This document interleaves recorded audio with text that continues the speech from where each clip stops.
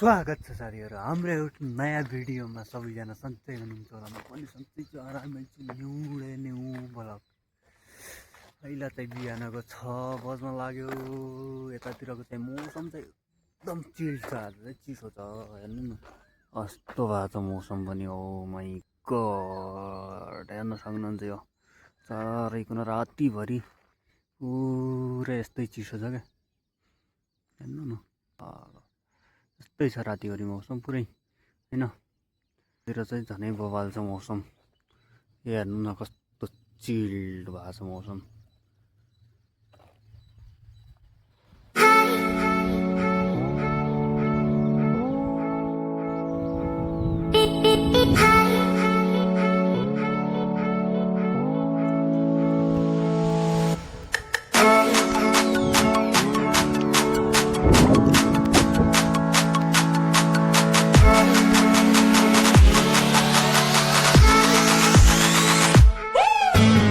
साथीहरू अहिले चाहिँ बेङ्गलोरमा डह्रो पानी परिरहेको अवस्था होइन। सबैजना सुरक्षित रहनु होला। यहाँ चाहिँ डुबानहरू पनि पर्छ है बेङ्गलोरतिर चाहिँ, अनि यहाँ सबैजना सुरक्षित रहनु होला।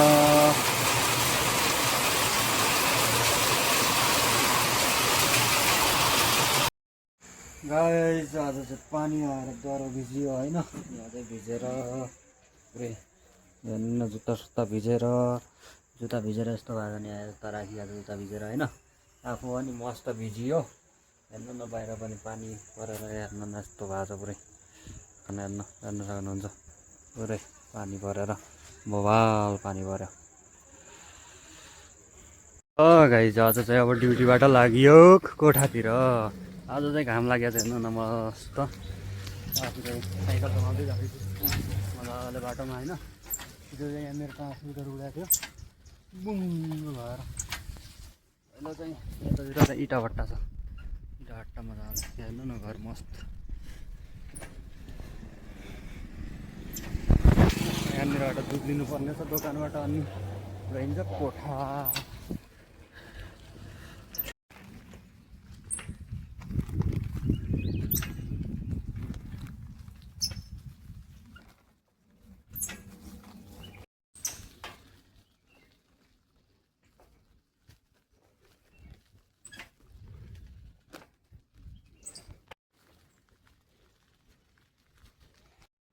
फाइनली गाइस रुममा पुग्यो।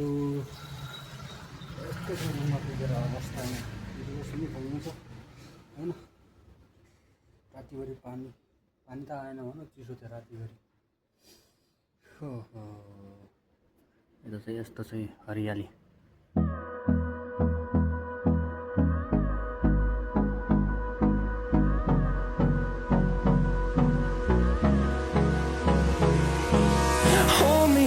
Till I get up, time is barely on our side.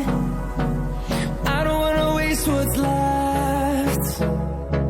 The storms we chase are leading us, and love is all we'll ever trust.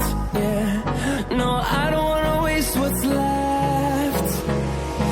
And on we'll go, through the wastelands, through the highways, till my shadow turns to sun rays. And hello guys, म चाहिँ अब यहाँ पोछा लाग्न आएको होइन। पोछा लगेर अब पोछा लगाउनु पर्छ माथि कोठातिर। हेर्नु भयो होला योभन्दा अगाडिको भिडियो जसले हेर्नु भएको त्यसलाई थाहा होला पोछा लगाउन कहाँ जान्छ भन्ने। मौसम चाहिँ यस्तो छ आज। चिल बाबा चिल छ कि चिल बाबा चिल। आजको मौसम चाहिँ यस्तो छ साथीहरू, हेर्न सक्नुहुन्छ मजाले। हेर्नु न सूर्य बादल कति राम्रो भइरहेछ। नेपालको जस्तो फिल त आउन्न साथीहरू तै पनि होइन।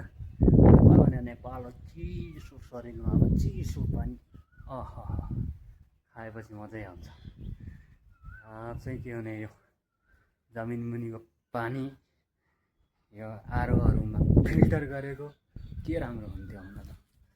बाँकी सब यस्तै छ साथीहरू। जाँदै हेर्न सक्नुहुन्छ आज चाहिँ घाम लागेको छ। यतातिर चाहिँ बादल आएको पुरै आज चाहिँ होइन। हिजो चाहिँ पानी आएको थियो, त्यही भएर आज मौसम अलिक सफा छ, एकदम शुद्ध छ। नेक्स्ट खै नेक्स्ट ए यहाँ रहेछ गुड होइन चढाको गुड नेस्ट नेस्ट यहाँ छ मैले देखाएँ यहाँ छ नेस्ट नेस्ट होइन साममा नेस्ट यहाँ छ होइन यी नेस्ट ए अन्डी छैन नि एमा तैँले पेचराको फुटाइदिन्छ अस्ति यी छैन यार छैन छैन छैन नेस्टी छैन नेस्टीमा अन्डी छैन यार छैन ल हुँदै ल हुँदै टुट्टी हुन्छ बा यी पा टुट्टी भयो गाई सुतेर पनि उठियो होइन खाना बनाउँदैछु गयो होइन बच्चा चाहिँ सुतेको छ कबिर चाहिँ यसलाई चाहिँ सुतेको छ यो चाहिँ एक कुरा देखाउँछु है साथीहरू यो पात के हो चिन्नुहुन्छ यो पात हो यो पातलाई यसरी तोडेर होइन यसरी खान सकिन्छ यसरी के को पात होला भन्नु होला कमेन्ट गर्नु होला के को पात होला यो त म चाहिँ ड्युटीमा जान रेडी भएको होइन ओ छोरो यता हो त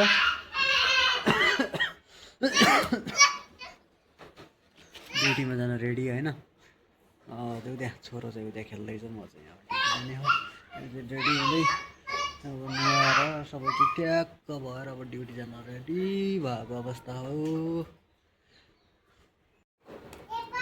भन कबिर खै के गर्दैछ कबिर कबिर के गर्दैछ कबिर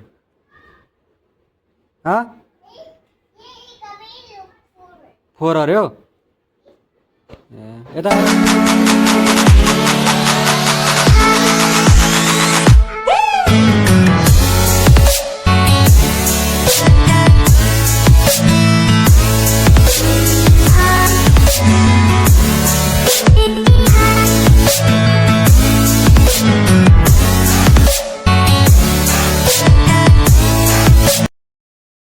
हेलो गाइज आज चाहिँ म के भन्न आएको भन्दाखेरि होइन एक दुईवटा घटना भएको छन् होइन हाम्रो सुदूरपश्चिम धनगढीका मेयर गोपी हमालजीलाई ज्यूलाई चाहिँ होइन उता के भन्छन् त्यो सैपाल बेस क्याम्प जाने बेला होइन त्यहाँ भएको सीमा विवादको कारणले जमिनको विवादको कारणले लखटिएको छ यो चाहिँ पर्यटन अब हाम्रो सुदूरपश्चिममा हामी चिनाउँछौँ भनेर हिँडेका मान्छेलाई लखेटिएको छ त्यहाँको मान्छेहरूले होइन कतिसम्म मान्छे भेडा रहेछन् भन्ने कुरा यहाँबाट थाहा हुन्छ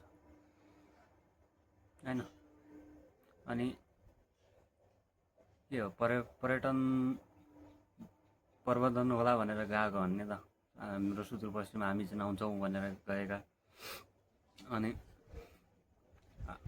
अब थोडी गोपी हमालको फाइदा छ र त्यहाँ गएर ओ गर्नलाई आफ्नो धनगढी उनले चम्काइसकेको छ अलरेडी होइन उता जानुपर्ने के होला उहाँकै मान्छेलाई सहज होला पर्यटन विकास होला पर्यटन चलान रोजगारी होला भनेर त गरे हो नि होइन के गर्ने बाँकी सब हेर्दै गर्नु आफूले बुझ्ने सबै हुनुहुन्छ आफै भनिहाल्नुहुन्छ आफै थाहा पाइहाल्नुहुन्छ होइन अनि अर्को कुरा चाहिँ के भन्छन् सुर्खेतको नगर परिषदले एउटा आन्टीले काफल बेच्दै काफल त्यो पुरै रोडमा घोप्टिदियो त्यो एउटा काफल टिप्न त्यति काफल टिप्न कति टाइम लाग्यो होला कति खाइ नखाइ गएको होला कति मिहिनेतले लाग्यो होला आफ्नो छोराछोरी पढाउला नानो थोरै भयो भने खुवाउला भनेर त त्यो गरेको हो नि त मेहनत गरेको हो अब के गरिब जनताले के रोडमा गएर काफल पनि बेच्न नपाइने हो र नयाँ सरकार आयो भन्छन् बालन सरकार आयो भन्छन् खै त बालन सरकार यही हो एउटा गरिबले हो बेच्न नपाउने रोडमा गएर काफल बेच्नु नपाउने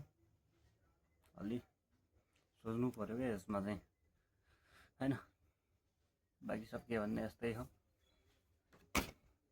साथीहरू आजको भिडियोमा यति नै अर्को भिडियोमा मिल्नेछौँ त्यतिसम्मको लागि बाई बाई जय नेपाल।